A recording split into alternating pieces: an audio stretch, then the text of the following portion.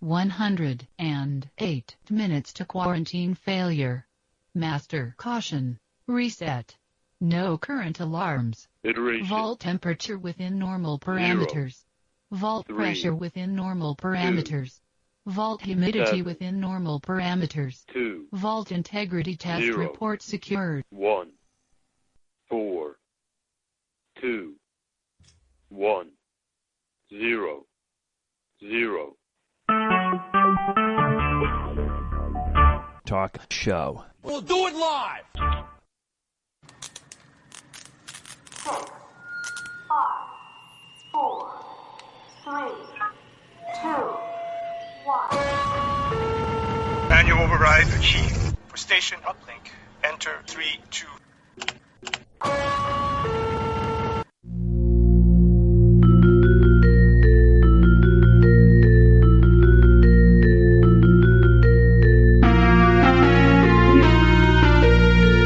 You are cleared.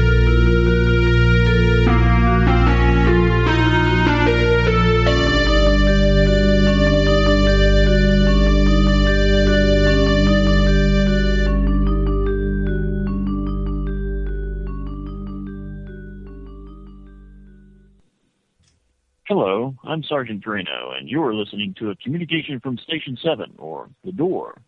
Station 7 is a sociological experiment in progress for members of the Dharma Initiative and fans of Lost and The Walking Dead. So we're going to go ahead and open up our lines for anyone who wants to communicate. Opening communications channel. Waiting. Well, Lost is over. Satellite uplink established. But it turns out Damon and Carlton's prediction was true. What's really fun is to actually have a character back who is dead, but isn't really dead. When someone dies on Lost, they're dead.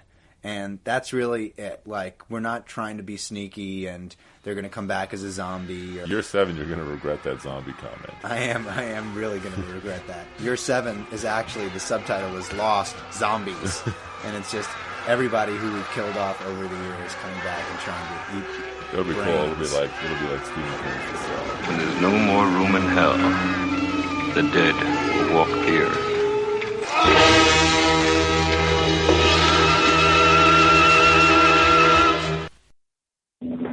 So today we're going to react to episode 50 of the hit series on AMC, The Walking Dead.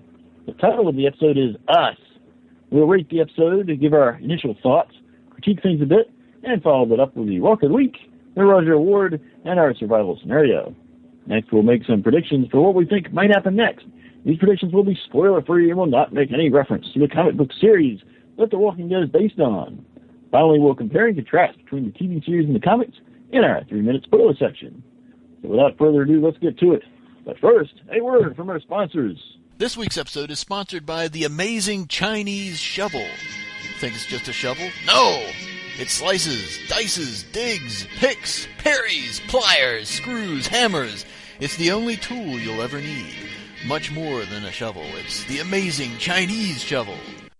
Hey, so let's see who we've got on the line today. Incoming transmission from Michael. Hey, Michael, how's it going? It's going pretty good. Pretty good. Mm-hmm. Anything interesting up your neck of the woods? Any interesting things? Yeah, interesting things. No, not really. I do usually look forward to these podcasts. Is the highlight of your week? It's not a highlight, but it's like an extra. Cool. That's it. All right. Well, let's see if anybody else has a highlight. Transmission from Mrs. Drano. Hey, Mrs. Drano, how are you doing today? She punked me. Who punked you? Mama Hall.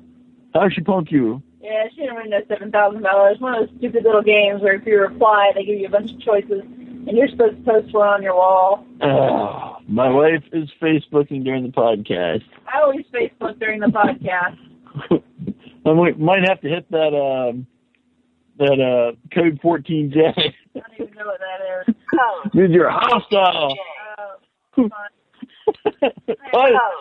Facebooking on the podcast. Yeah. Okay, who else we got up there?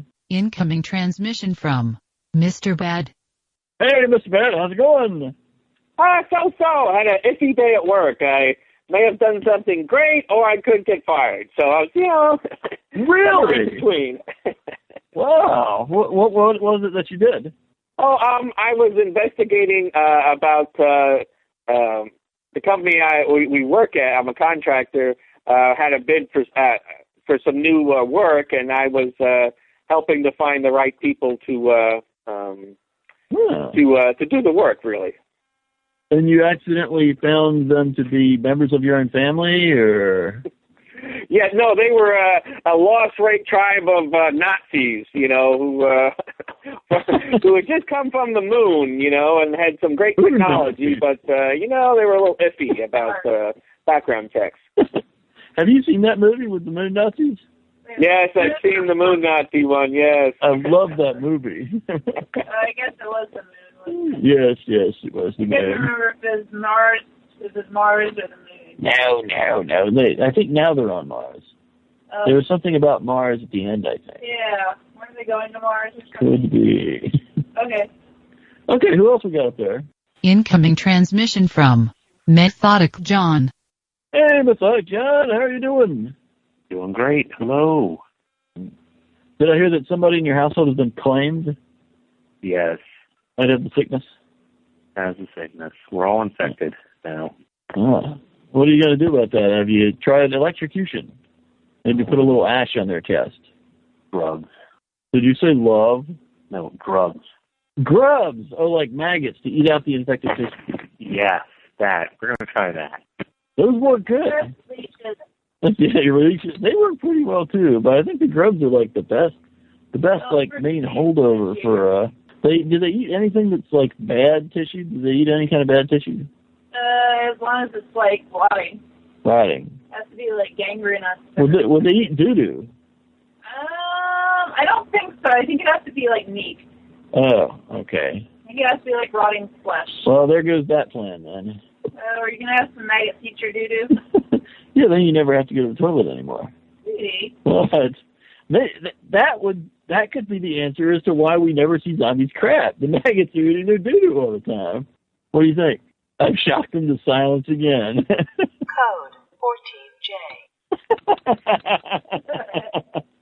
Yeah, exactly. 14J myself. Yeah, it's 14J yourself.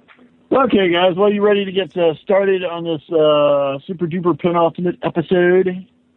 Let's rock and roll. Okay, let's get going with that first thing we do.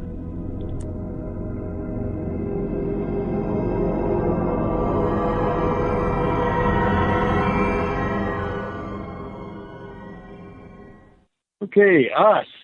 Abraham's group is walking on the tracks. Eugene is talking to Tara about possibly zombie dinosaurs wiping each other out when Tara finds a squashed penny on the tracks.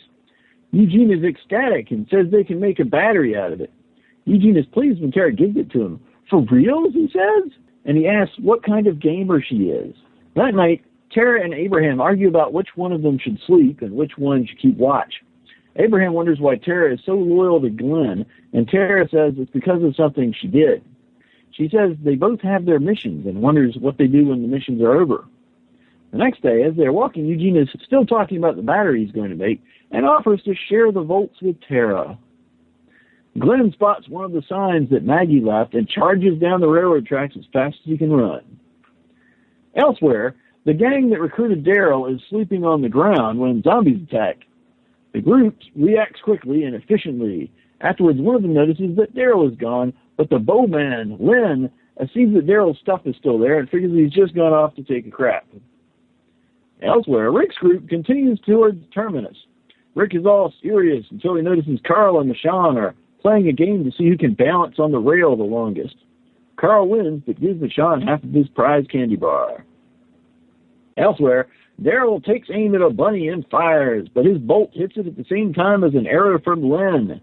They argue about who gets the bunny, and Bowman tells him he claims it. Daryl refuses to give it up, and Lynn starts suggesting that Daryl is messed up because he lost a piece of tail, and now that tail won't last long in the zombie apocalypse. Daryl is about to kill the guy when Joe steps in and settles the matter by chopping the bunny in half and splitting it between them. Joe explains the rules of clean to Daryl, how claiming things is what enables a group like theirs to coexist in a world of survival of the fittest. Elsewhere, Abraham calls a halt at a tower. He says everyone is too tired to keep going without rest, and it will only make things more dangerous. A zombie up in the tower takes a dive at them, and Abraham pushes Eugene out of the way, knocking Tara down in the process. The zombie splatters harmlessly, but Tara's got a hurt knee. Still, she tells Glenn she's ready to keep going. Glenn wants to keep moving, with or without Abraham's group, and Rosita accurately calls him an ass. But Tara is willing to do whatever he says because she owes him, and his decisions are not in her best interest. Glenn strikes a deal with Abraham to keep going until sundown in exchange for giving Eugene his riot gear. Abraham agrees. Elsewhere, Joe's group keeps walking the tracks, while Joe tells Daryl more about how the rules of the group work. Daryl insists he's not one of them, but Joe notes that he is one of us while he is with the group. You a cat person, Daryl? I am. Loved them since I was 3 years old. Vicious creatures. Anyway, I'll tell you, and this is true, ain't nothing sadder than an outdoor cat thinks he's an indoor cat. And Joe's group enters and clears a big garage to make camp in. As they file inside, every single member of the group sweeps the guy in front of them with his weapon. Each guy claims a vehicle to sleep in, while Daryl refuses to participate and so ends up laying down on the hard concrete. Elsewhere, Abraham's group comes to a tunnel that looks like it goes through a small mountain. It's dark inside, and they can hear sounds of walkers. Abraham insists that they should go around, even though it could take another day. Glenn insists they go through, and so they part ways. Abraham gives Glenn some food and a flashlight, and they say their goodbyes. Rosita tells Glenn to not be an ass. Eugene tells Tara she's seriously hot. I like girls. I'm well aware of that, says Eugene. Abraham's group heads back, while Glenn and Tara go into the tunnel. Tara starts talking about the horrible things she saw in the fight at the prison and the guilt she feels over what the governor did. Glenn and Tara come to where a part of the tunnel has recently collapsed into a big pile of rubble and trapped zombies. Glenn starts stabbing the trapped zombies one at a time, and the two climb up to the top of the pile. On the other side, they see a large crowd of zombies milling around. Tara says they have to find another way, but Glenn acts like an ass and insists on pushing through. Elsewhere, Abraham finds a vehicle while Rosita and Eugene argue about who gets to be navigator. Eugene's impassioned speech wins the day. They head out with Abraham falling asleep in the back. Rosita gets suspicious after Eugene has her make her third left turn in a row and accuses him of being lost. Eugene denies it and then orders her to stop on some railroad tracks. Rosita realizes that Eugene has planned all this in the hopes of hooking back up with Glenn and Tara. Eugene reveals that he did a bunch of math in his head to calculate where Glenn and Tara would be and refuses to leave them behind. Abraham wakes up and is furious. He and Rosita are shouting at each other when Eugene spots something on the tracks and yells for their attention. Back in the tunnel, Glenn and Tara set up the flashlight on one end of the rubble to attract the zombies towards it. It seems to be working, and they climb over the rubble at the other end. Glenn makes it down, but Tara slips and traps her foot in some rubble. Zombies here and start closing in. Elsewhere, Daryl wakes up in the garage to sounds of Glenn accusing him of stealing his half of the bunny. Daryl denies it, so Joe takes Daryl's bag, turns it over, and dumps out both pieces of bunny.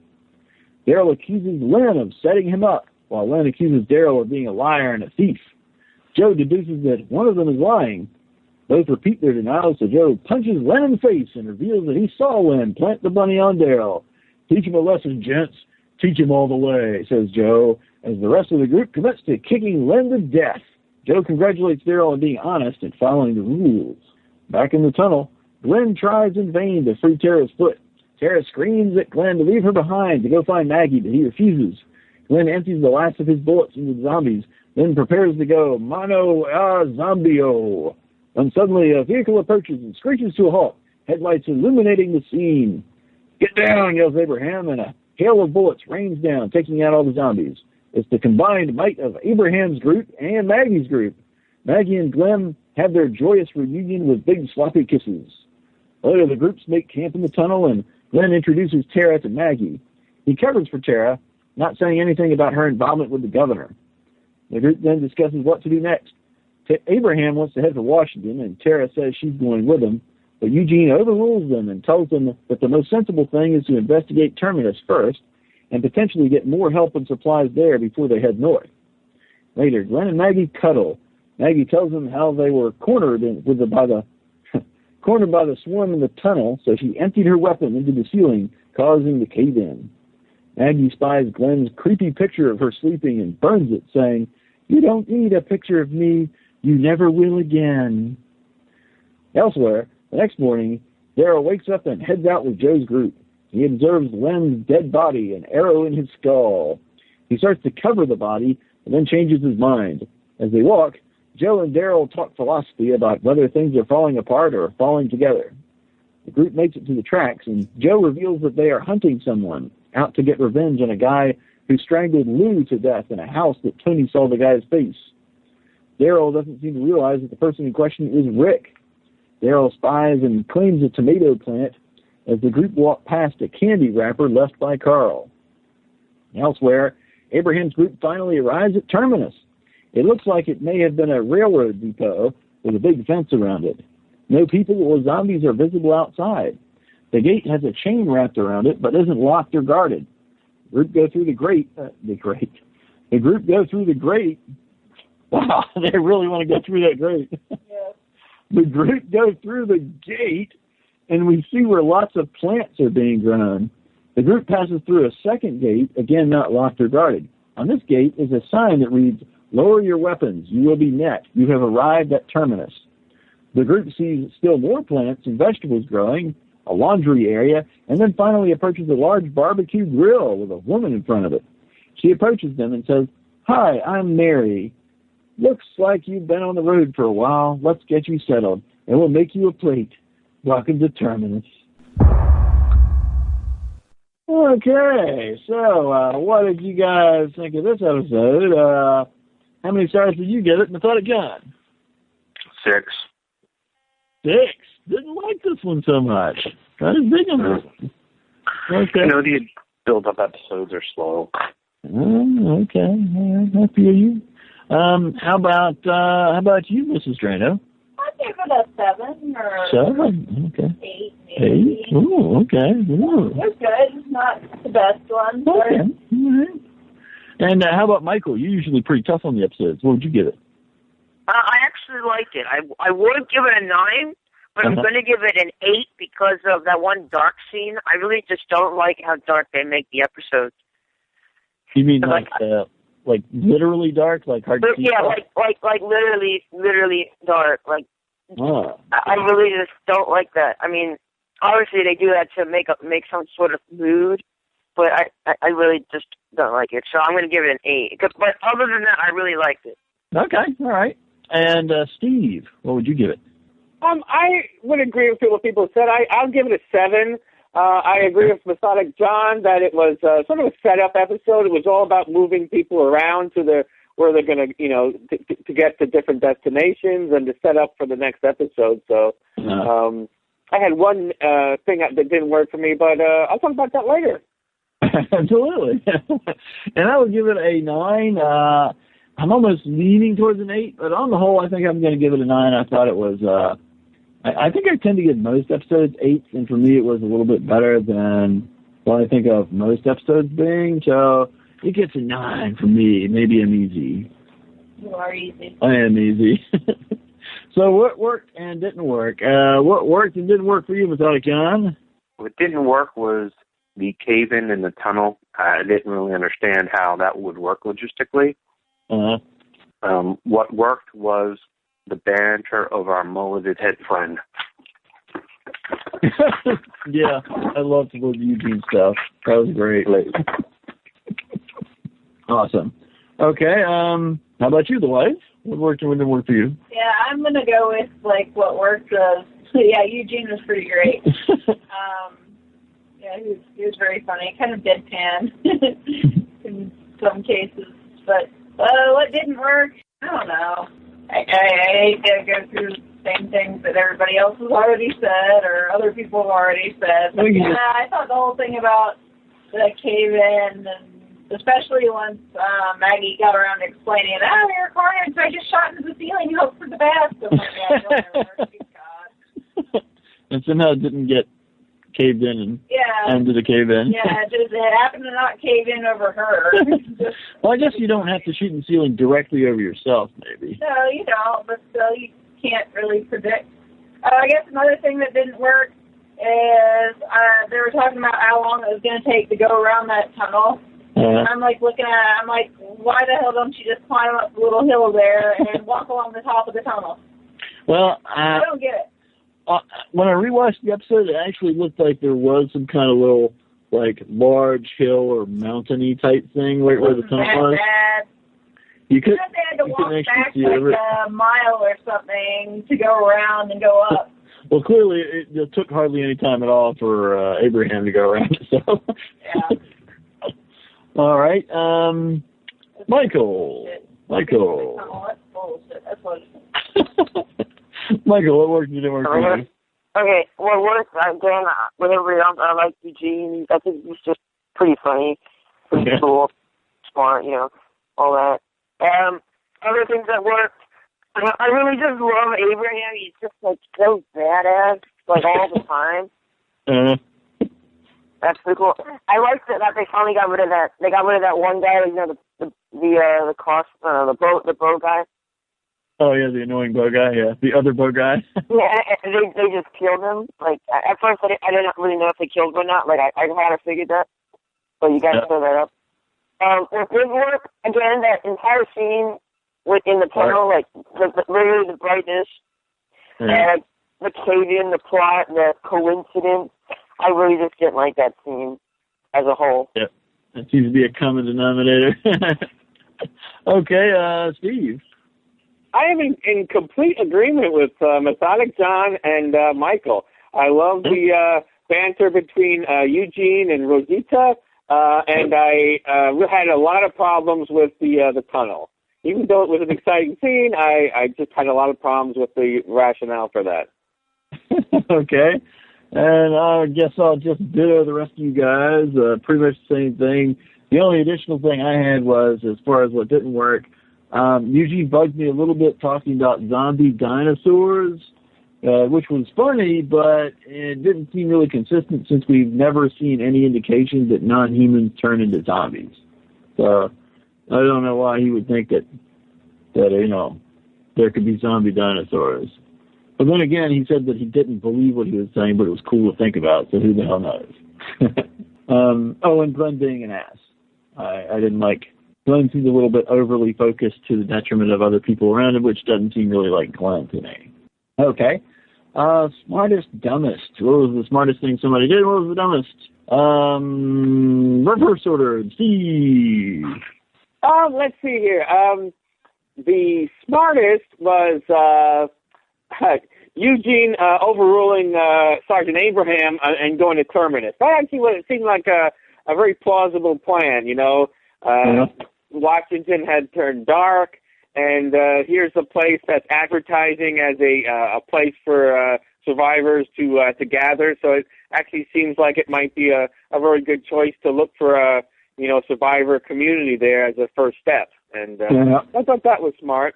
The dumbest, the tunnel was the dumbest.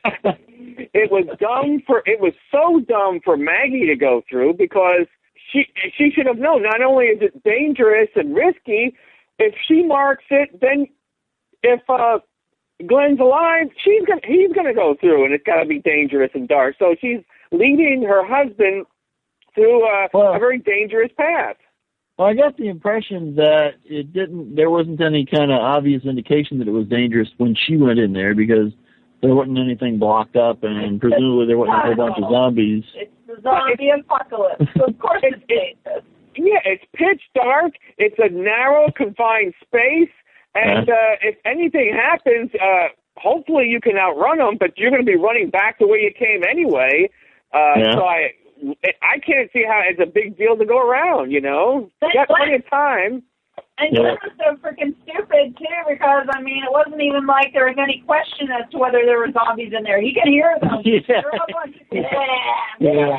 It's like, duh. No, I'm just going going to go into this dark tunnel that obviously has zombies in it. With this person who has a hurt leg. And yeah, that's so much more complicated than climbing up a hill or going backtracking like half a mile or something and going up a different way. Shall we go ahead and do your smartest, dumbest, then otherwise? Yeah, that was pretty much it. Oh, okay. What was your smartest? I don't know. You don't know? Do you have something else, Steve? I thought I heard. Oh, I'm sorry. I was just going to say, so probably more of it didn't work, but I really hated the later on where Maggie tells Glenn how she shot her remaining ammo to the ceiling to cause the cave-in. That's complete BS. I didn't buy it. There's no way a few rounds would cause, a cave-in like that and miraculously save them and not kill themselves. Yeah. Because that doesn't explain how they got through. I mean, it killed a bunch of zombies and it stopped the other zombies, but how did they get through? Because there was still yeah, she talks like they were cornered in there, and yet she somehow ended up on the other side of the cave-in, I guess away from the zombies. So, yeah, the logistics of that are a little flaky. All right. Michael. Okay, my smartest is actually going to be Eugene going back to the railroad track and looking for them. Oh, okay. And I guess that's about it for smartest. My dumbest would be Glenn. Actually, it's going to be Glenn going into the tunnel, and although him going into the tunnel is what reunited him with Maggie and saved the day with them. Well, yes and no. I mean, if he'd gone with Abraham, he also would have been reunited with Maggie. Well, you don't know if Eugene would have stopped to be looking for them. Ooh. And then so although it was a dumb idea, but it eventually led to a good cause, I still thought it was the dumbest thing in the episode. I think they would have still looped around, because if they were sticking with them, they had agreed that they were going to stick on the trail to Terminus. That was the whole plan at the time, to go around, since when, Abraham was voting that they go around. They were only going separate ways, supposedly because they'd split up. But if Glenn was still with them, I think they would have gone back to the tracks. Okay, Metallic John. I think we've all kind of beat this one, and like I mentioned before, what worked didn't work, as you pointed out. The tunnel, it just doesn't add up. I don't understand how you got on the other side of the zombies. But I did think about this while we were talking, and what I think could have happened was, if there was a horde chasing her, and the path in front of her was clear, she could have shot at the ceiling. The ceiling could have caved in, and then eventually the horde could have slowly climbed over the rock pile to be on the far side, closest to her, and continue to chase her as then she got in the minivan. At which point in time, when Glenn goes through the tunnel, they were on the far side because they had finally gotten over the pile. And we saw that it took them a while to get over the pile. So that's what I'm left to believe that happened. However, clearly we're kind of left to figure all this out. And so the dumbest thing was, going into the stupid tunnel. That's dumb. Wait, sorry.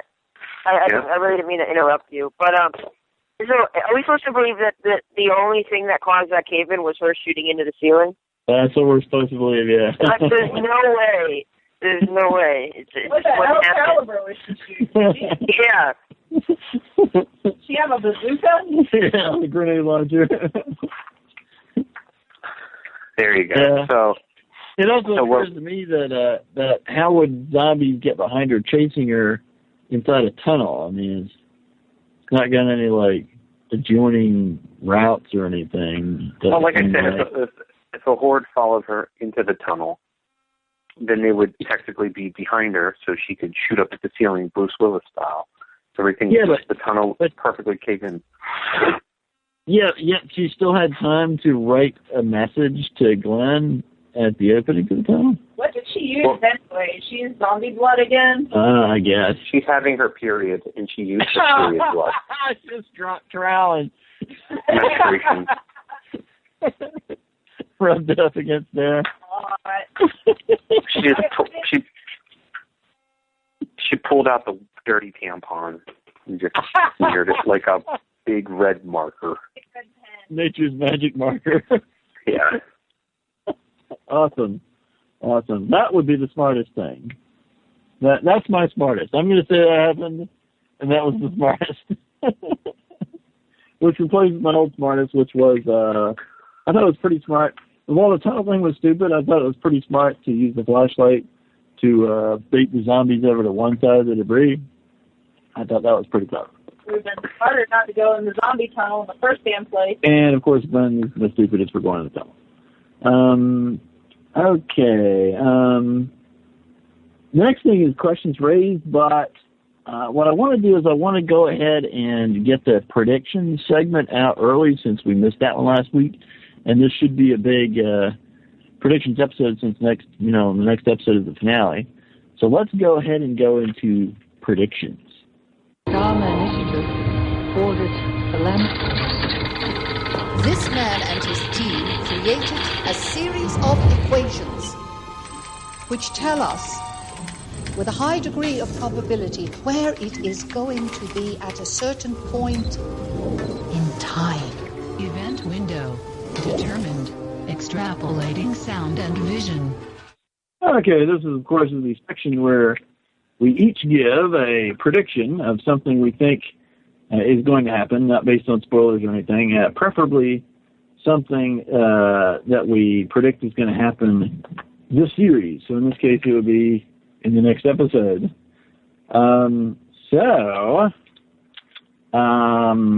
What would be your prediction, Mr. Brad? And this is going to have to happen by the next episode because that's the end of the season, right?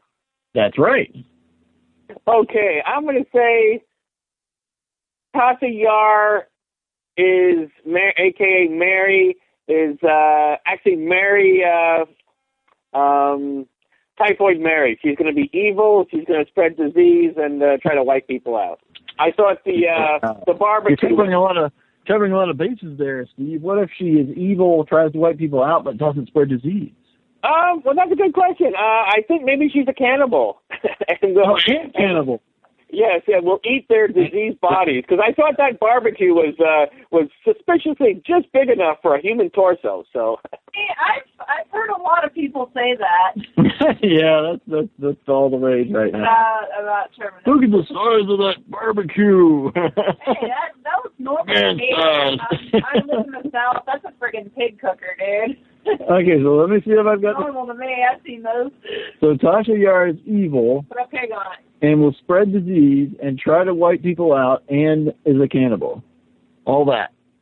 All that, yes. Oh, and I had a prediction from last week, which probably won't happen now, but I thought Carol, when she meets up with everybody, will eventually fess up that she killed Karen and David to other people, too.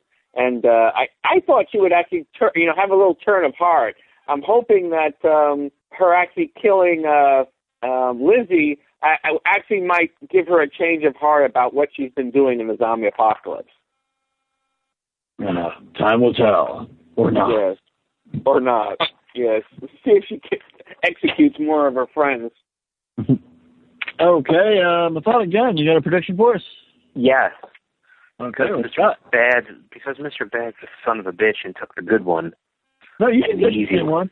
That's a lot. No. Which one of those crazy things was the good one? I was just curious. Oh, just her being an evil, rotten bitch. But anyway, here's mine. Okay.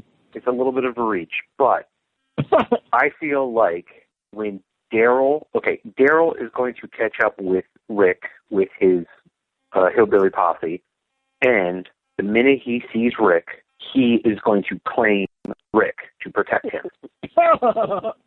So he's going to see Rick and say, I claim him. And that's how he's going to protect Rick. Pretty good idea. That's a good prediction. I like it. Okay, so Daryl is going to catch up with Rick and will claim Rick to protect him. Does that sound pretty close? Yes. Okay. That sounds a little gay to me. I mean, is Daryl going to have to, consummate this claiming or what? Well, there has I don't know, man. I'm sure these savages claim prisoners and use them as slaves on plantations instead of just killing them. You didn't have to have sex with the bunny. Rick will be Daryl's Prag. Sexy. I know I've seen Oz, honey. That's okay. Somebody's seen Oz. Okay. Michael. Got a prediction? A prediction? Yes, I do. My battery's really low, sorry. But my prediction, I have like 5 minutes, is going to be, I think that when Daryl figures out that Rick's there, he's going to split up from his the group of savages, and he's going to fight them in some manner.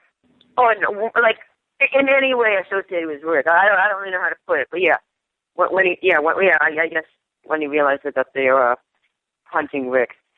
Okay. All right. Find your charger, man. Plug in. I'm doing it right now. Okay, then. It's just I can't really talk and plug it in. That's what she said. I said I have to plug it in. Okay, the wife, you got a prediction? I think we're not going to find out what happened to Beth this season. Oh my goodness. My prediction is that we will find out that the car took Beth to Terminus. That's my prediction for next week. And we also have a few predictions that a fellow on the forum made. He's made 6 predictions. Oh. His name's Kevin NU7. And his predictions are, much like Mrs. Drano, he predicts that Beth will not be shown again in Season 4, that Beth will be shown alive in Season 5, that during the Season 4 finale, Rick will run out of ammo and his gun will make the empty clicking sound. That's a good one. I like that one. We will get an explanation as to why the front gate was so easy to open, even for a walker. That at least one member of the Houston 3 does not survive the finale. What is that? At least one member of the Houston 3? That's Abraham, Rosita, and okay. Mullethead. Gotcha. Okay. And lastly, he predicts that we'll see Carol or Tyrese place a penny on the track. So those are all pretty good. Be interested to see if he gets any of those. All right. Oh, yes. And then last but not least, we have a tradition at the end. Hang on. Might have somebody else here. Oh, somebody else. Incoming transmission from Amnesic. Hey, Amnesic, how's it going? Doing all right. How about you guys this week? Not too bad. Glad you could make it in. How's your week been going? Badly. It needs to be over. But, well. You're almost there. I know. Only one more day. Can't wait. Well, right now we're in predictions. Do you want to make a prediction for something you think will happen in the next episode, the season finale? Honestly, I think what's going to happen is not. I mean, I think it's going to be exciting in and of itself. I don't think we're going to. I'm kind of on the fence on whether or not we're actually going to find out what Terminus is, or we'll push it until season 5. It was kind of creepy to see Mary at the very end and how easy it was to get in. So I'm thinking really bad things are going to happen. So they may just go ahead and. What I really hope that they do is they find out what Terminus is next week. They all decide to leave. Maybe they'll lose some characters and they start heading to Washington. That's what I'm hoping to do. So we'll see. Honestly, I'm not. My overall prediction is just excitement over, to see what Terminus is. That's a terrible prediction. Try to do something more specific. I really want to see if they're cannibals, if they're basically luring people in. Oh yeah, I actually was thinking. Sorry, I actually was thinking that they might be cannibals, but I was looking on that grill. I wanted to see a skull or some, something of human. That's what I really think that may happen. But I don't know if they're going to find out next week or if they're just going to woo them all in and then slowly kill a couple of them off before they actually realize, something's wrong. So in the Walking Dead game on Steam, there were cannibals, and the cannibals did have. Spoiler alert, folks! Come on. It's for the game. It's not really. Spoiler alert! Spoiling the game. I won't say what season it's in, though. Okay. Mr. Bad, clean that up in post. So Amnesic, So do you want your predictions to be that the residents of Terminus will be revealed to be cannibals? And just to go ahead and finish off the prediction segment, we had a tradition last season. We sort of went down the list of characters currently on the show, and each person would predict whether that person would survive through the finale or would die in the finale. And then we each get a point for each one we're right on. So it was a big opportunity to score a whole bunch of points. So I got my little graph up here, and let's see. In order to speed this along, because I don't want to take it super long, I'm going to name a character, and then each person will say whether the person is going to live or die. Okay? I already got me and Miss Drainer down, so to start with, let's just do 4 of you. Actually, the 3 of you. So I'm going to say a name, and we'll go in this order. It'll be Mr. Bad, Michael, Sonic John, and Music. So I'm going to say a name, and then one after the other, you're going to say whether that person's going to live or die in the final episode. Got it? Got it. Okay. First character is Abraham. Life for Abraham. Life. Okay. Live. Okay. Sonic John, you're up. Live. And Music. Live. Okay. Beth. Life for Beth. Gonna have Daryl Beth getting hooked up. Michael. Wait, so if it's unknown, is that just supposed to be assumed to be living then? If it's unknown, you don't. If it's not revealed, then you won't get a point, but you won't get docked a point either. Okay, so then I'm going to say alive. Okay. That's all, John. Dead. Ooh, and Music. Alive. Okay. Bob, the medic. Oh, Bob's gonna be alive. Michael. Dead. That's all, John. Alive. And Music. I think he died. Okay. Carl. Oh, Carl's gonna live. Oh my God, yes. Can't kill Carl. Okay, that's all, John. Alive. And Music. Hey, you went out of order. Well, you already said that you can't kill Carl, so I just put Al down for you. Live. All right. Carol. Oh, Carol will live to suffer for her crimes. Michael. Live. Sonic. Live. And Music. Live. Okay. Daryl. Daryl will live. Daryl and Beth. Michael. Live. John. Live. And Music. Live. Eugene. Oh, I'm sorry. I keep forgetting I'm first. I don't know why. Eugene will live. Michael. The mullet. You can't kill the mullet. Okay. You can kill them all. Eugene, he's gonna live. I'm sorry, John. Live. And Music. Live. Okay. Glenn. Glenn will live. Michael. Maybe I think maybe I kill one major character, but I'm not gonna risk it. I'm gonna say he's gonna live. Okay, that's all you got. Live. And Music. Live.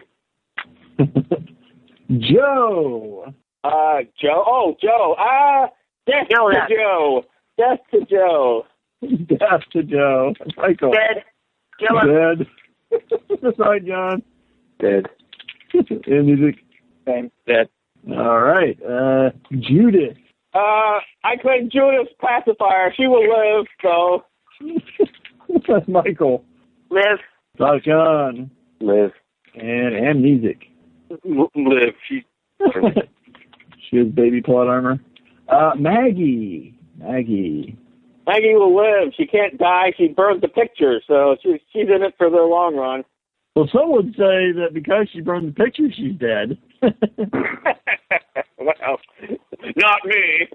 That was my philosophy. I was like, she's just setting herself up, just totally jinxed the whole thing there. Like, you won't need this anymore. I'm never going to leave you. Foreshadowing. Isn't that like daring God or something? Yeah. Michael. I just have a question. Michael will live. Quiet. Was that picture actually? I think I remember them taking a picture in the one guard tower in the prison in season 3, right? Yeah, Polaroid, yes. I think Maggie's gonna live. Okay. What's that, John? Live for now. Live for now. And music. I'm going to say die. Woo! My wife also says die. Thank you. Okay, Mary. Ooh. Mary, quite contrary. Mary, typhoid Mary. It's Mary. That's what I actually thought your prediction was going to be, Steve. I thought you were going to predict that she was going to be contrary. I think Mary will live. Okay. Michael? Wait, is Mary the one that was that Terminator? Yes, that's Tasha Yar at the big barbecue grill. Mary will die. Aha! That's all I got. Live for now. Okay. And music. Die. Woohoo! Okay, Michonne. Michonne will live. Michael. Michonne will live. That's all I got. Live. And music. Live. Okay. Now, do you think we should do Morgan? We haven't seen him lately. Does anybody think No, it's impossible. I think he has to come back and be shown before we can plan his demise. Well, I think they rumored for him to come back in season 5, but already for it. So, I mean, he's going to come back, but I don't think he's going to come back as a regular. I think they'll just put him in like they did, like, special episode. Let's put Morgan in here. So. Okay, so we'll skip Morgan. Okay, here's a tricky one. Rick. Rick will live. You can't kill Rick. That's a tricky one. Tricky Rick. Tricky Dick. Well, some of you guys thought he might be dead earlier this season when he was, like, all sick and stuff. Entertainment Weekly has been asking for him to die. They've been, lurking, looking for a death of Rick. Michael. Rick will live. Ooh, that's not gone. Live. And music. Yep, live. All right. Rosita. Oh, Rosita's too hot to die. I want to see more of her body. Yes, definitely. You can see more of her body being torn apart by zombies. No. Michael. I think if any of those three was going to die, it would be her. And I think she's going to go out in some she gets shot by some random bullet and then falls. I want to say she dies. Okay, cool. Without a gun. Live. And music. I think she's going to live for now. Okay. Sasha. She will die. Sasha will die. Ooh. Michael. Live. Okay. Without a gun. Live. And music. Live. Okay. Tara. Tara will die. They're going to kill the lesbian? First it's black people, then it's lesbians. Okay, Michael. I told to myself, Beth and Rosita, That's going to live. Okay. That's all I got. She will die. And music. Die. Very nice. Okay, here's a tricky one. Tony. Tony? Fat Tony? Fat Tony's dead. Who's Tony? No, not Fat Tony. This would be Tony that knows what Rick looks like. Oh, yes. He's a dead man. He's a dead man. I think Rick's going to choke him out. No, Daryl's gonna kill him before he IDs Rick. And Michael, I guess you also think that he will die. Sounds like. Yeah, he will die. Okay, with that gun. I think he'll be dead by the end of the episode. All right, and music. Dead. Okay. Last character, Tyrese. The Hammer will survive for another season. Okay, Michael. Live. Okay, beside John. Live. And music. Live, I live. Hooray! Okay, guys. That was long. Hopefully the points will be worth it. Hopefully we didn't just put everybody to sleep.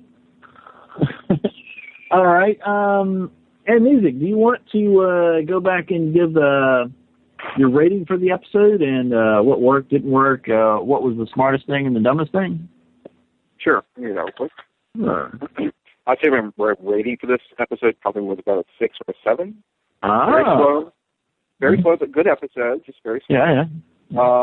What didn't work, I'm glad they brought Rick and Michonne and Carl back into it, but they really could have spent a little more time with them. that didn't really work for me. What did work for me was the fact that one, I don't remember the character's name, the one who accused Daryl of stealing his rabbit. Lynn. What they did with him. Yeah, that was probably the smartest thing they could have done, because that guy was just going to do nothing but cause trouble. Ah, sweet. Okay. Cool. Yeah. And what was the smartest and dumbest thing that somebody did in the episode? Smartest thing is they made it a terminus.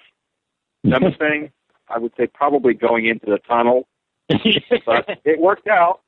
I mean, it did work out. I mean, that's true. But they, I guess Maggie and Glenn are reunited. But yep, feels so good. But yeah, going that tunnel, that was dumb. So. Okay, cool. Questions raised in this episode. Obviously, what's the deal with Terminus? Why there's no guards? The other question I have is, what order will the rest of our groups arrive? What order do we think everybody's in? And obviously, it seems like Joe's group is behind Rick because of the candy wrapper, but I'm not really sure, like, whether Tyrese is behind them or in front of them, or even if I could even envision a possibility where it turns out Rick got to Terminus before Abraham's group did, because Abraham's group made it to Terminus? Yeah, Abraham's group made it to Terminus, but they could be showing us certain things out of order. To me, it seems like Abraham's group should be behind Rick's group, because Abraham drove for like 3 hours away from the prison bus, and then they had to backtrack on foot back to the bus before they finally got to the tracks. So, to me, I feel like they should be behind everybody else. But then again, I guess Rick did spend like a night or two in a house, so who the hell knows, I guess. Does anybody have any thoughts on any of those or anything? Oh, this was Mr. Bad. I was just thinking how cool it would be if, the bad guy showed up next, and then, Carol and Tyrese and the baby show up, and they sort of like save the day as, the bad guys are, attacking Terminus. I think Carol's already saved the day one time. I don't think she's going to do it again. She's only got one save the day per season? Yeah. It's like, and then she ruined the day. It's like one of those things on the video game, like when you're getting ready to get swarmed, you hit your emergency thing, and Carol comes in and kills all the enemies for you, but you can only use her once per level. Airstrike. Yeah, airstrike. Carol's the airstrike. Perfect. Anybody else got any thoughts on any of those, or shall we move on? I was wondering, the timeline, because it seems like, as we used to be thinking that Daryl was actually at the house, and I think someone said with the closed captioning or something. You know what I mean? And they were torturing him, but we now find out that was actually before. Yeah. I'm pretty sure I'm clarified. But I'm just wondering if there were any more discrepancies with any of the other groups that we needed to worry about. Not to my knowledge. Not to my knowledge. We've had a few hints like Carol and Tyrese saw the house burning that Daryl and Beth burned up, so that gives us some idea of the timing between those two groups, but and the candy bar, but that's about it, I think. Well, I think it should just, the original group's gotten there. I think Rick, Michelle, and Carl will get there next, then Daryl's little band, and then, unfortunately, I think it will come down to the Carol and Tyrese going oh no, let's help them, and that's what will end up happening.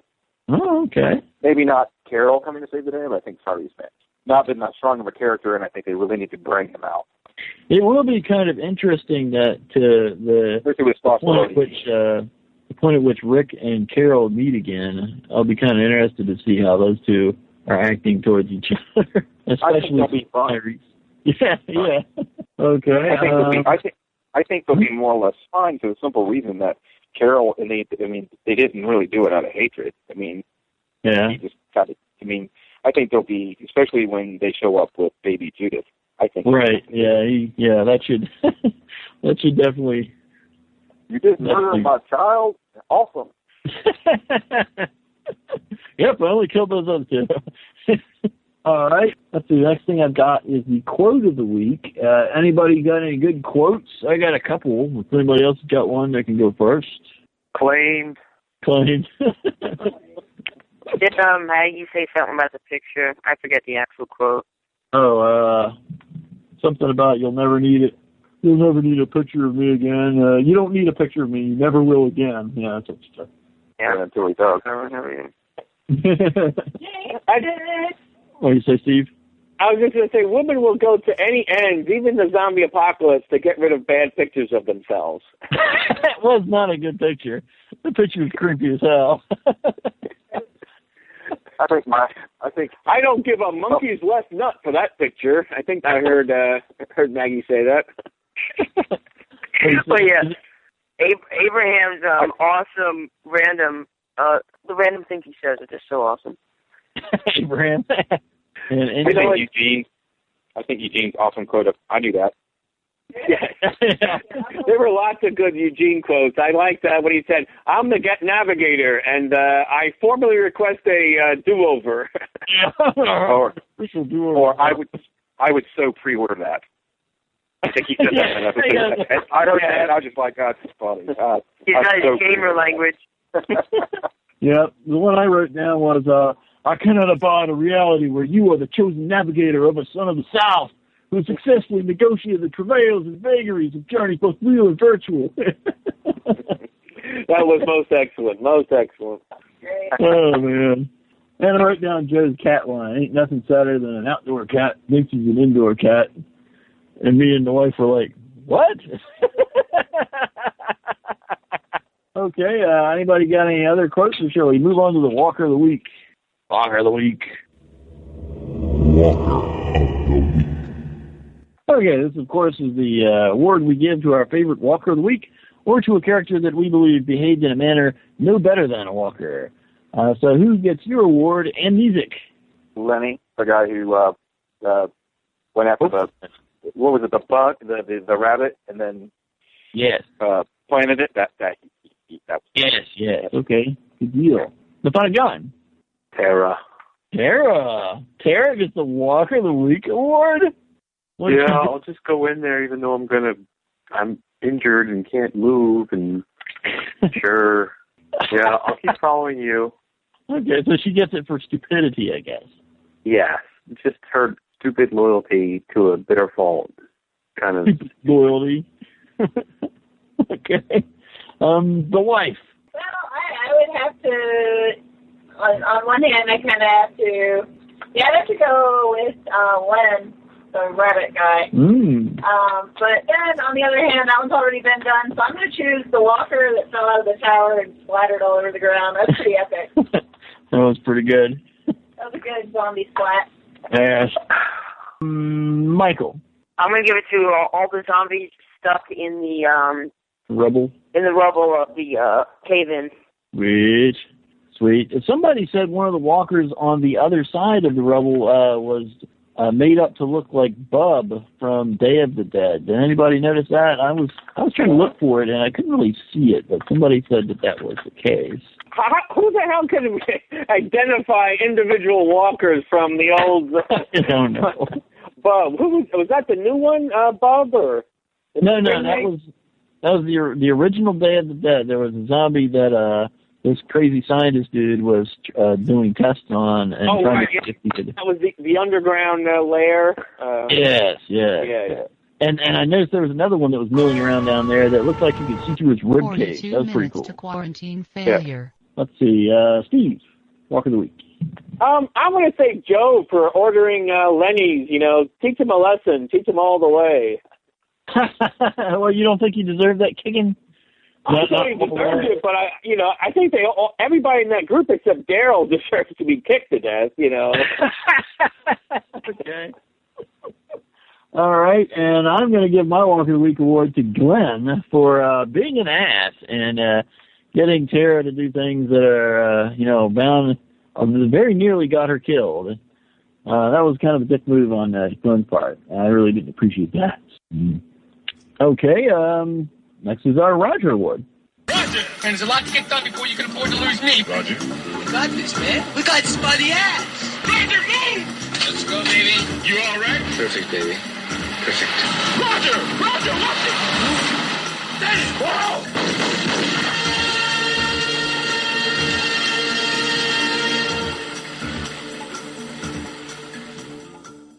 Okay, this, of course, is the award we give to the character that we think kicked the most ass, but is also a character who does not have plot armor. It's someone we think might potentially get killed off at some point in the story, or maybe even got killed off in this episode.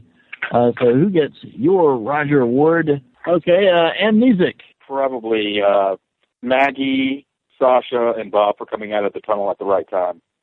Ah. They really didn't kick ass, but if not, Tara and Glenn probably would have been like zombie. Okay. Without John. Maggie, okay. Steve. Sasha Yar, she killed hundreds of Romulans in that alternate dimension to save everyone. Wait, Enterprise D. Let's see how many Romulans she kills in this universe.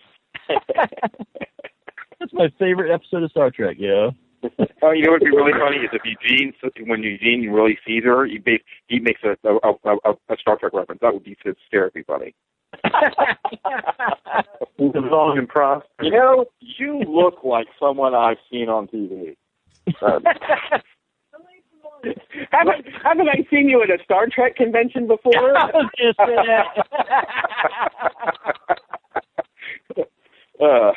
Last name is Yar, isn't it? Really? Star Trek convention. What? Who? Who's that directed to? Oh, you mean Yar? Yeah. That's Yar.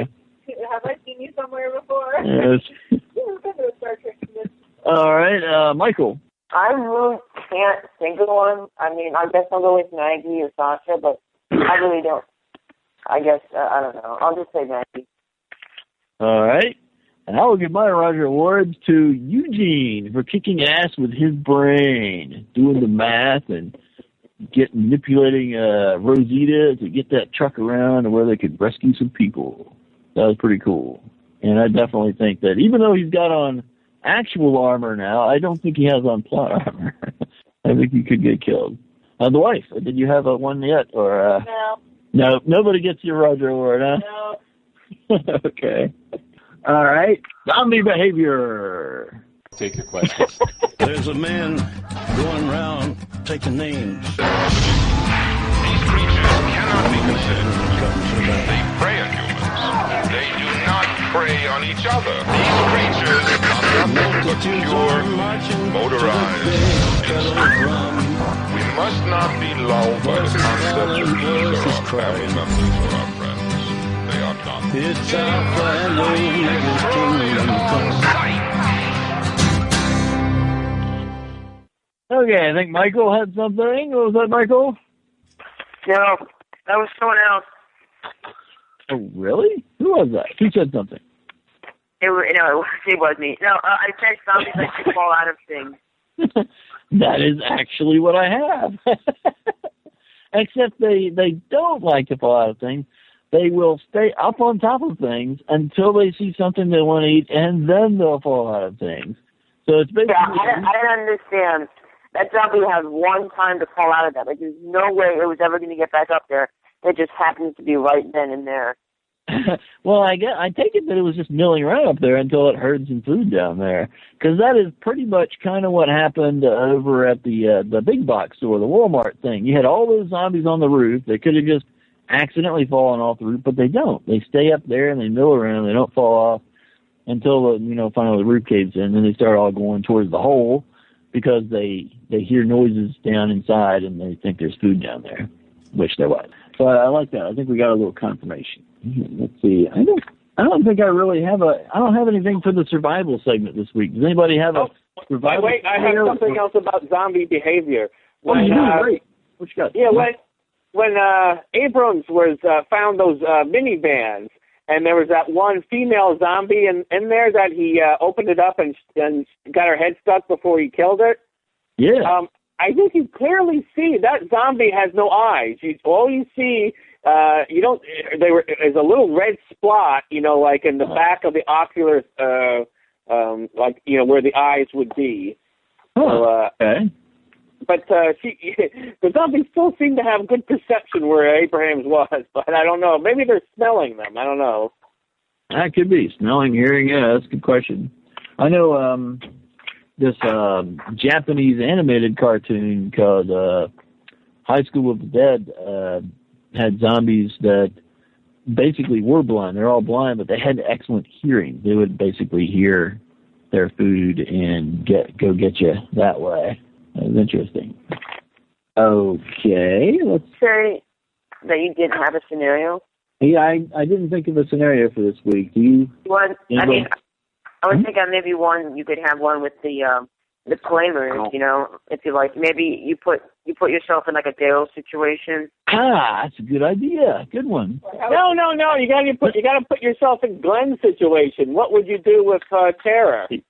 No, forget Glenn. No, that's too easy. No, that just goes down the road of that horrible scene. I said the claimers. Cut her Achilles tendon and leave her for the You mean at the point that she's got her foot stuck, whether you stay? Yeah. Whether you stay or whether you go now. I don't know. I'm still ashamed. I still kind of feel like that's too easy. I mean, once you're out of bullets and there's too many zombies to kill barehanded, I mean, how many of us would actually stay to basically die, you know, in a hopeless battle? I mean, if help hadn't showed up, he would have either died or somehow run away once you got there. I mean, isn't that pretty much what would have happened? Or shot at the ceiling and caused a cave-in that would have crushed them. I mean, you know. Yeah, he already used up all his bullets. He fired the last of his bullets into the zombies. He had his backup gun. Backup. Well, he did have that M4 he's been carrying around this whole time, and he didn't shoot that at all. So maybe he's still carrying it. Maybe he figures he'll find ammo. Yeah, it could be. Could find ammo. Could be. No, I think I like Michael's scenario better. So let's go with that one. Go ahead and hit the bumper, and we'll go with Michael's. Give me that dog. What do you mean? I mean, give me that dog. What are you going to do with him? You can't open the doors to let him out. The bomb's liable to go off. That dog's got to go. We're going to need every bit of air to breathe ourselves. After a while, we'll be laying on the floor to get fresh air. But he's just a little dog. He doesn't breathe. We can't have him here. No. Dog's got to go. Don't you touch Give him. me that. Wait a minute.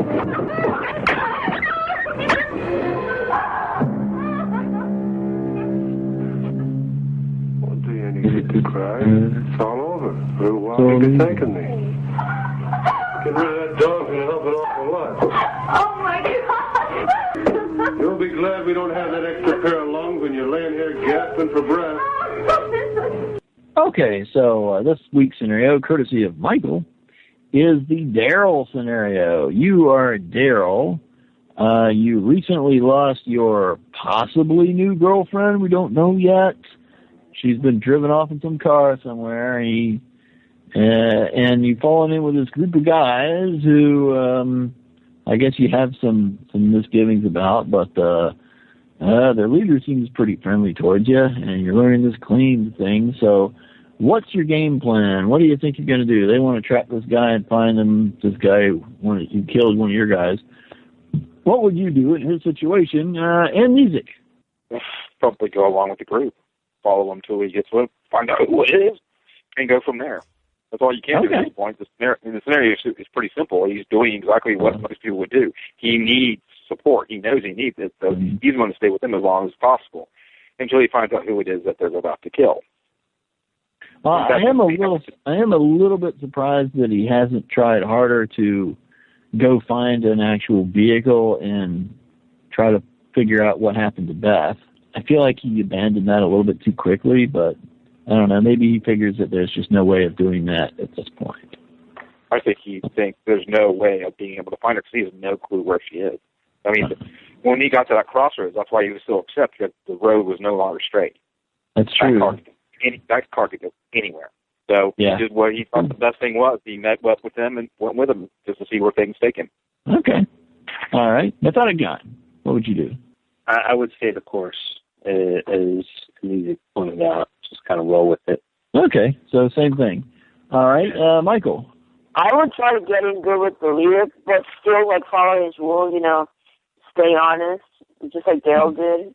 I guess, yeah, you need the car. I guess there really wasn't anything else to do but be honest, because the guy did plant the rabbit on him. Yeah, I would just try to keep it cool with the leader, because he seemed to really be running things. Okay. Not too bad. I'm going to agree with Michael there. You know, I think you just need to play along until you find your right moment. Because I really thought Joe really, I mean, he came out, he said, there are rules because, otherwise I just would have killed you for the crossbow. Right?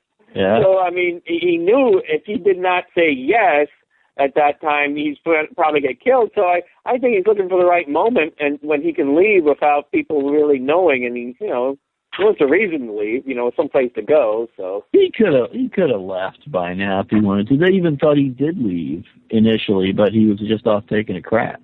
I don't know where to go though. To be honest, I don't know. Okay. All right. Well, I guess we're down to Mrs. Drano. What would you do in that situation?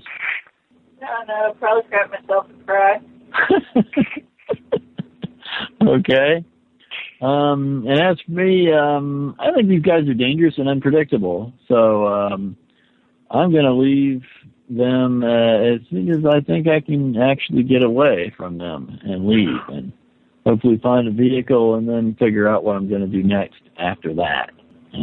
Maybe even go back to the prison and see if I can pick up a trail. He's a pretty proficient tracker, so I might do that. But I think these guys are dangerous, so I would not hang with them. I guess it's time for the spoiler quarantine.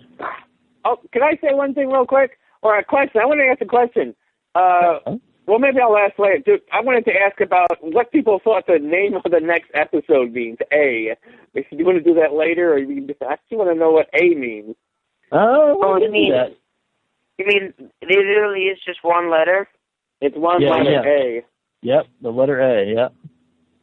I think we should try to interpret that before we go into spoiler quarantine. Okay. Well, my guess is, that Tasha Yar is going to ask them multiple choice questions, and the correct answer is going to be A. Okay. What was that you said, Steve? I was distracted by somebody talking to me. I said I think Tasha Yar is going to ask them multiple choice questions and sort of reviewing, who they are, and the correct answer is going to be A, all the below. I actually have the same thought. I feel like it might be a multiple choice test that somebody's given at Terminus, and there's something about choice A. I kind of have the same feeling. Somebody else started to say something? I think instead of X marks the spot, I'm thinking they're thinking A marks the spot. Oh, so it's like an indication on a map? Maybe like a railroad map, the railroad or something. Why not? Ooh, I also have absolutely no clue. I really thought they just didn't have a title yet. That's what I thought. What I thought, I'm like, I really thought there was just no title. Oh, and that was it. I was like, okay.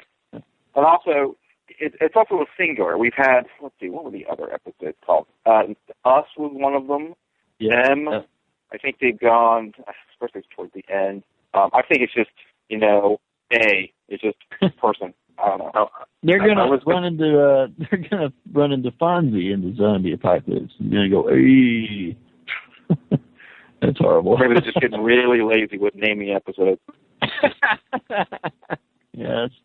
The first episode of season 5 is going to be B. Yeah.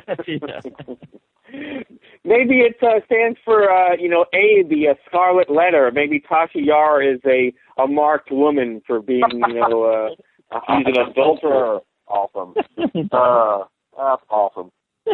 All right. I think it's warehouse A. So, walk past and see a warehouse because it's like a train depot or something like that. I think it's like old buildings. Maybe that's where something is hidden or something? Yes, or like they get brought into like building A and then that's the end of it, The secret of Terminus? Yeah, that's pretty good. Yeah. Or whether, okay. All right. This is Drano. Any thoughts on what A, the title of the episode, means?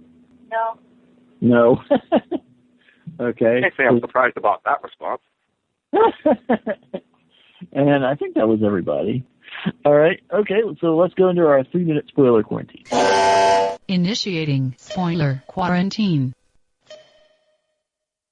Okay. The only thing I've got is just what we saw in the preview. Does anybody else have anything they'd like to talk about? I don't even think I saw the preview. I didn't see the preview, no. I did. I saw a preview. I had one question because I haven't seen much of it. But there was one. I don't know if it was from the next episode or if it was just previous. But there were zombies basically taking someone down. Did anyone have any idea what that might be? It did look like somebody in the preview was getting swarmed, and I really couldn't tell who it was. But it definitely did look like zombies swarming over somebody and eating 23 minutes to quarantine failure. Maybe it was outside on the tracks, so I was like, I wonder who this is going to be. Yeah, it was outside. The preview, the things I noticed from the preview is it shows Rick inside a room, and it looks like he's upset about something. And in the background, you hear the Terminus broadcast playing really loud. Come to Terminus, those who arrive survive. But it's kind of unclear whether that was just for drama effect on the preview, or whether that was something that was actually playing, while Rick was in that room. And also at one point in the preview, it looks like that Sean and Carl are outside, separated from Rick. And at one point they hug each other and they look kind of upset. And that's the only stuff I could really see. I know at one point it looks like Rick is going into, inside a building that's got a bunch of candles inside it, and the word always is written on the wall, but we don't really know what that is. Maybe some we can talk about comic book related in comparison. Yeah, sure, absolutely, yeah. What you got? I'm wondering if Eugene does actually know something, or if he's just a BSer, like he was in the comic. Yeah, good question. Because honestly, I really hope in this, I guess, in the TV series itself, that he does know something, because I'd really like to see what could have possibly caused this outbreak. That would be worldwide. So we got the CDC in season 1. That's true. Kind of nice. Yep. So. That'd be pretty wild. Yeah. Okay. When I looked at the previews, I got a room 23 kind 15 of seconds to quarantine failure. Lost with the Rick thing. 9. Yeah, like brainwashed. Noise. Yeah. 6. 5. It 4. Like that. 3. 2. 1.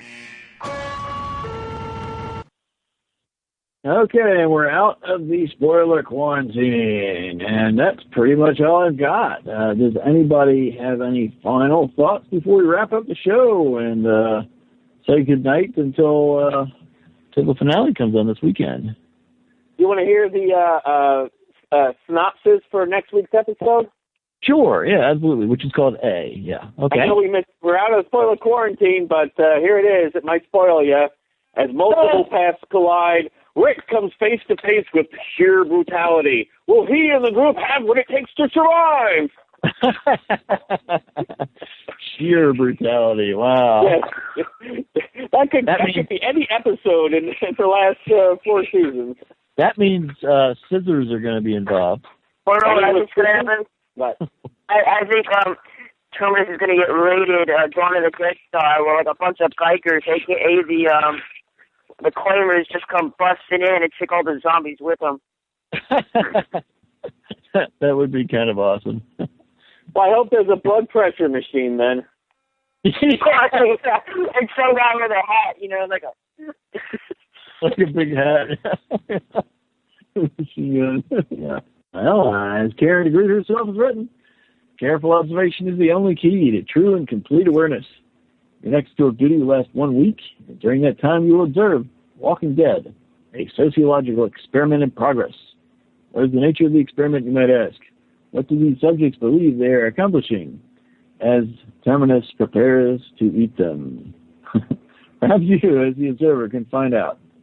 Each time your hate mail is filled with the first of your diligent observation, send it to Station 7, the door, at gmail.com, and presto, it will be transported directly to us. Or you can leave us a voicemail at 252-377-1087. Give us your walk of the weeks, your Roger Awards, what you thought of the episode ratings. We'd love to get that stuff. You can find us at losttv-forum.com, searching for Station 7 the door. Check out the Walking Dead area. Lots of good conversations going on there. You can also find us on Facebook. We've got a Facebook group. Or you can look me up on Twitter, Sergeant Grano on Twitter. And I guess that's about it. You forgot YouTube! Oh, yes, YouTube. Our episodes are also on YouTube and iTunes, obviously. Station 7, The Door Annex, all one word. Yep, all one word. Search for Station 7, The Door Annex. Please like our episodes and stay on for more than 2 minutes. Your ratings are going more downhill. Our analytics aren't looking too good right now. That's all. You gotta clarify the channel. I'm telling you. You gotta say podcast or something at the end of the title. Maybe you should do that if you haven't done. I can probably do that. Yes. I want to anger people. And do it the other ones that you already have out. I'm pretty sure you can edit the title. Okay. Just say like podcast or something, or you know what I mean, so that they can be sure that it's not just like it's not like, you know what I mean, because they might be searching for the actual show. Yeah. That might help people, avoid us though. So we'll have less. Well, yeah, but it would also keep some hate away, and I would rather have like a few people like it than a lot of people not like it. That's a good point. That's a great point.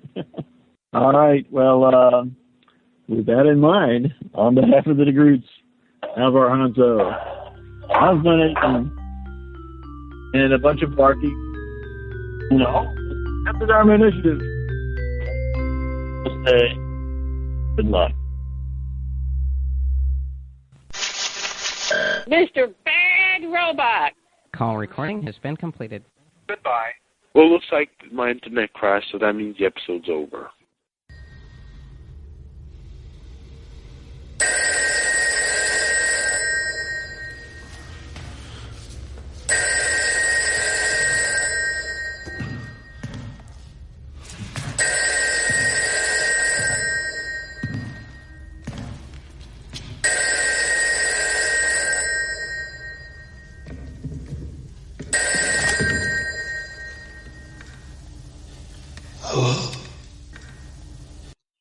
Hi, Sheriff Frick. It's me, Anna. You remember me and Sam? You rescued us from that walker trapping us in the bathroom. You offered to take us into your group. Too bad things worked out like they did. It would have been so nice to live on a farm with a bunch of nice people keeping each other safe. But me and Sam, well, we're safe and happy now. And we're here with all your old friends. I'm going to let you know that things might be looking up soon. All your friends who made it out of the prison, they look like they're headed your way. They met up with some new friends who are pretty cool. I think you'll like them. Sam wrote this song to clue you in on them, and this nice man Otis wrote the music. Well, here it is. Hit it, Otis!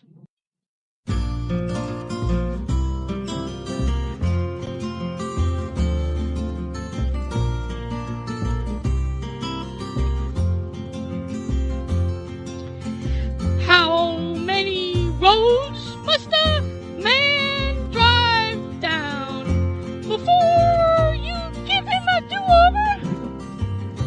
Yes, how many realities must a son of the South cross before he's chosen as navigator? Yes, how many times must Eugene hit on Tara before he realizes she's gay? The answer, my friend, is blowing in the tunnel. The answer is blowing in the tunnel. How many years can a tunnel exist before it crashes down on walkers? Yes, how many seasons can Rosalita's boobs exist before they're allowed to be free? Yes, how many times can a man turn his head, pretending he just doesn't see Rosalita's rack? The answer, my friend, is blowing in the tunnel. The answer is blowing in the tunnel. Yes, how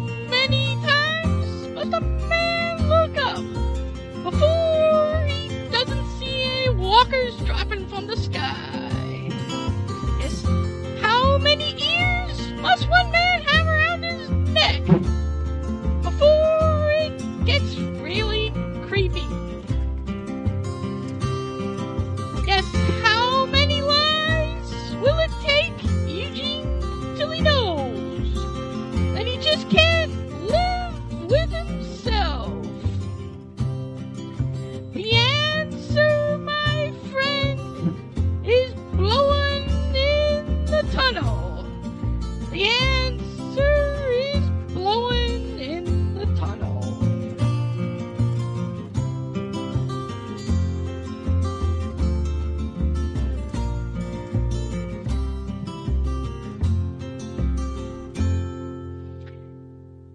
See you, Mr. Rick.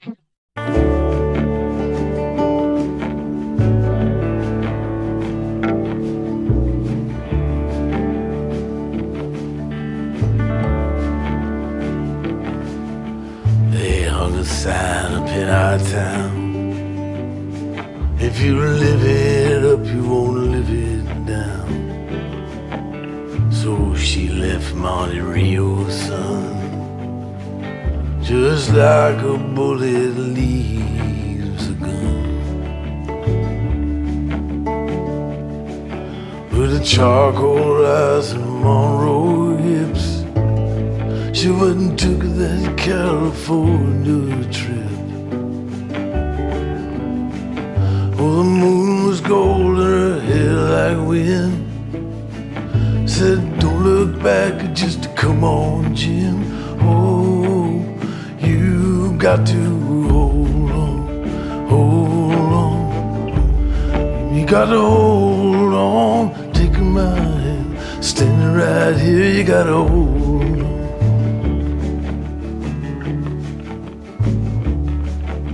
Well, he gave her a dime store watch and a ring made from a spoon.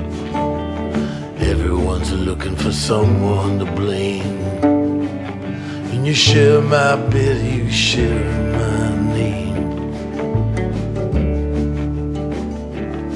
Well, go ahead, call the cops.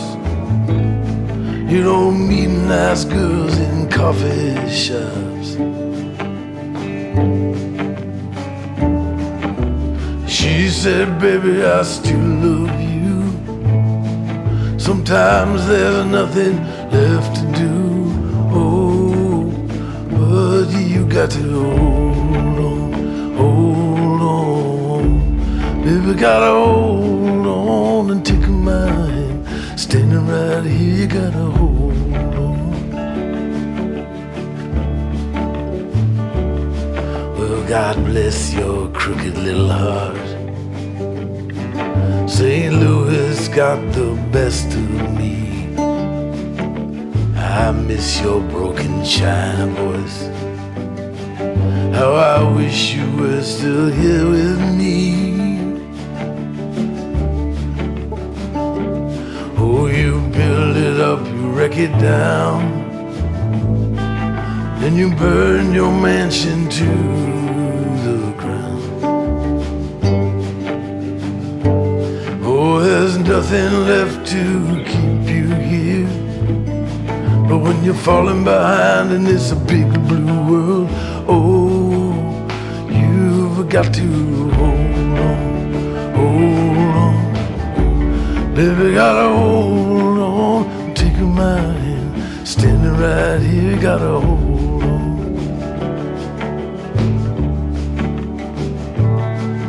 Down by the Riverside Motel, it's 10 below and falling. By a 99-cent store, she closed her eyes and started swaying. But it's so hard to dance that way when it's cold and there's no music. Oh, your old hometown so far away, but inside your head there's a record that's playing. a song called Hold On. Baby, gotta hold on to take a mind. Standing right there, gotta hold on. You gotta hold on, hold on. Baby, gotta hold on, take a mind. Standing right there, gotta hold on. You gotta hold on. Baby, gotta hold on and take a mind. Standing right here, you gotta hold on. You gotta hold on. Baby, gotta hold on and take a mind. Standing right here, you gotta hold on. You gotta hold on. You gotta hold on. You gotta hold on. You gotta hold on. You gotta hold on, baby. You gotta hold on, girl. You gotta hold on. You gotta hold on.